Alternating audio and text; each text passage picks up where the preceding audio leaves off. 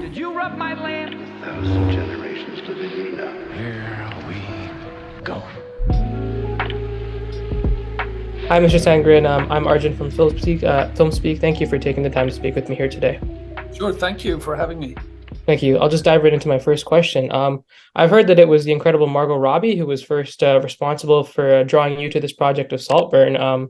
And I'm wondering, what was the sort of initial story pitch that you got? Because this is a very wild and rambunctious movie that has so many different story elements that just go all sorts of different places. And upon the first story pitch, did you immediately have some sort of visual connotation as to what the movie would look like?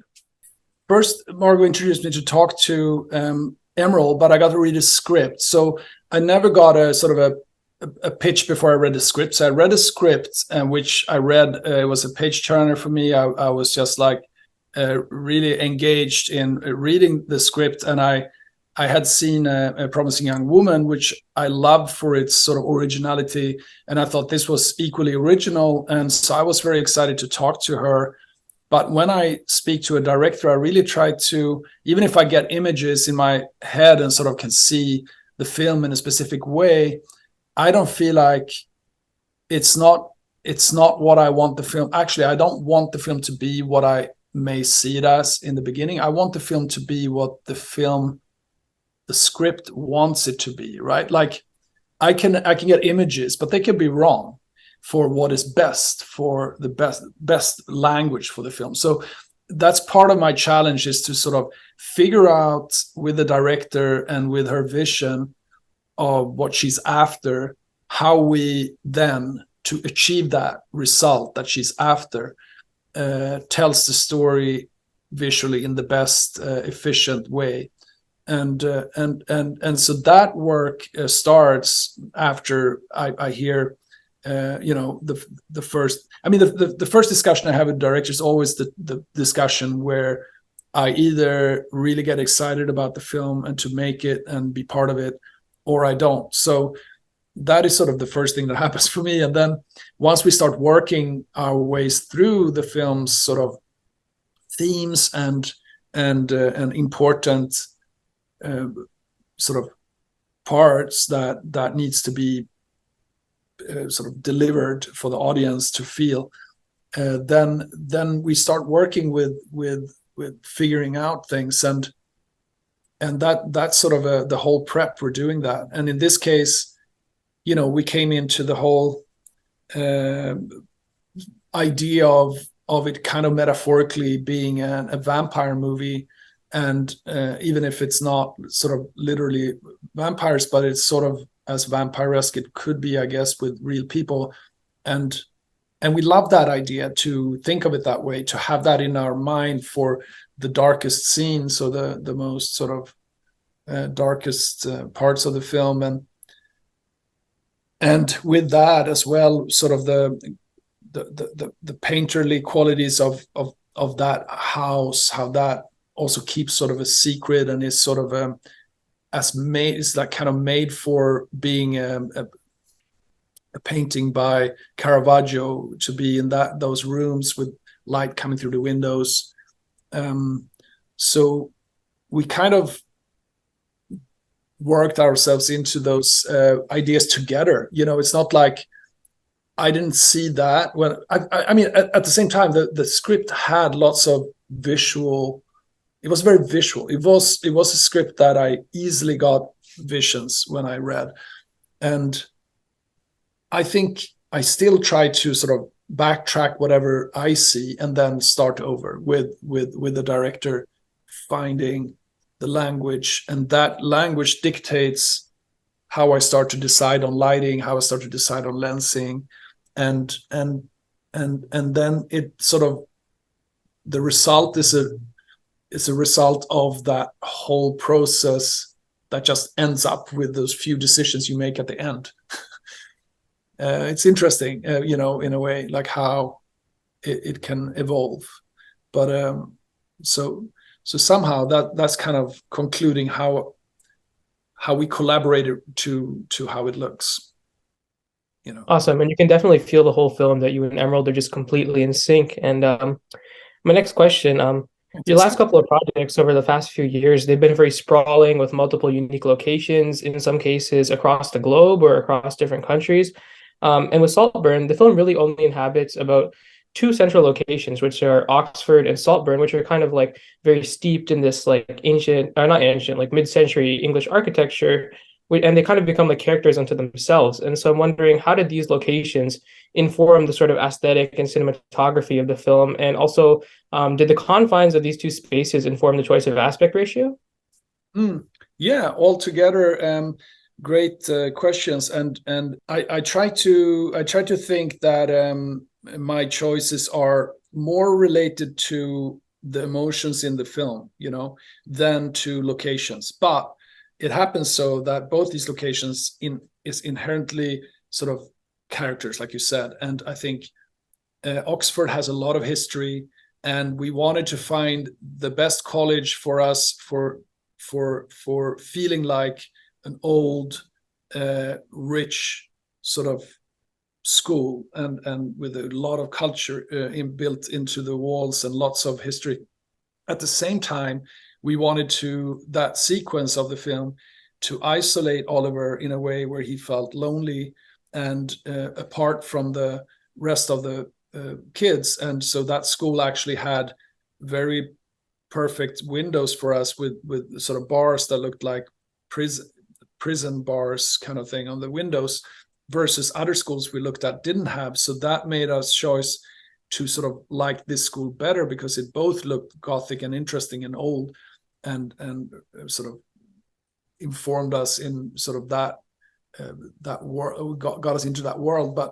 But the fact that it also gave us the ability to tell emotional sort of storytelling by saying, like, we just need to see him stand in his dorm and look out through the windows and see the other ones on the other side to make it feel like he's isolated from them, right? Like more because of the bars, and similar in other scenes in there. We did play with that a lot, and so very much so. I think the location was important, and for Saltburn, that was also in the beginning. When you come to Saltburn, we kind of wanted it to feel like Saltburn itself had kept secrets, or was like a dark place that kept secrets, and we didn't know, was mysterious, and you didn't really know where this was gonna go as well. So you want to keep it sort of a little ambiguous. What was the scary part that we're trying to because I think we indicate that it's gonna go somewhere not like normal, and somehow when you come to the house, perhaps the house itself is haunted or has some issues. And it was just a nice feel to use the vibe of the house being so also old and have a lot of history, and the whole family had lived there forever.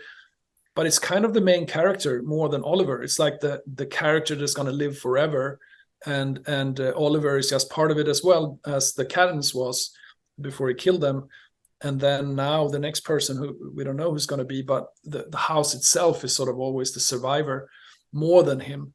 And that was interesting too. But it also helped us to create light, like the Baroque paintings with a dramatic lighting, like Caravaggio was very useful with his house, was like had all these beautiful windows that we could use, and the staircase, looking up the staircase was gorgeous. And it also had lots of symbolism in the, in the real sort of art, like the statues outside was very symbolic for the theme of the film. But what's interesting with this versus like other films, like if you do something like Bond, where you travel all over the world and see all these locations, and this has only two locations, it's like instead you need to focus on the internal emotions of the characters. It gives you time, right, to go even deeper internally and I love the challenge of like doing something completely different. Now it's like, let's go inside properly, like into these characters, instead of this sort of outside sort of escapistic journey. So all is fun, but I think in this film it was very interesting to see where we can take it with the actors, and with the duality of their characters, where he's playing double roles all the time as well. So, Without spoiling too much, could you talk about what I will call simply just the red scene to avoid, and I don't want to give anything away, but there's like what I'm going to call the red scene in the dining room, which is kind of a big turning point where the curtains are closed and everything just becomes red. And it's this huge turning point in the film for so many different character arcs and the narrative in general. And you can just feel the like everything changes once, you know, this red comes in. And I'm just wondering, how did you achieve that shot? And what was the process of collaborating with that with Emerald Fennell like? it's true what you say, and I think red kind of goes like a theme throughout the film for Susie Davis, production designer, especially where she painted this corridor between Oliver's room and the bathroom in red. We had the heart of the house is the staircase where he has the birthday party, and we drench it in red light at the party, and he stands isolated in there in the yellow with the yellow candles, and he gets sort of singled out in a way where he still looks isolated even though it's hundreds of people around him.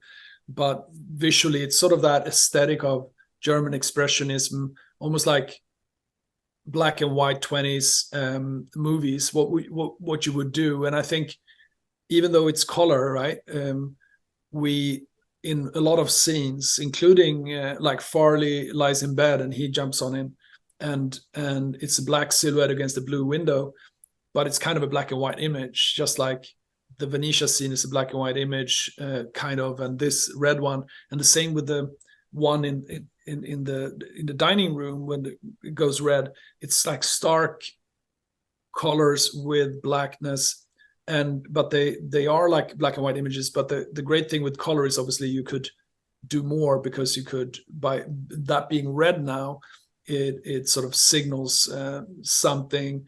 And red could be death, it could be lust, it could be internal body. You know, it's like it's a great color for being expressive. And this was sort of like, you know, it's like he goes so angry too, right? The father there, and it's frustration, and how we did it is interesting, because there were always red curtains there. Susie had came, and her team came with different tests of like different fabrics to see which one would project red light best. And we found these curtains that when they were open, it was just daylight. When you close them, that is how it looks. It's like amazing how red it gets when you close the red curtains with only daylight coming in. We lit it with lamps, obviously, but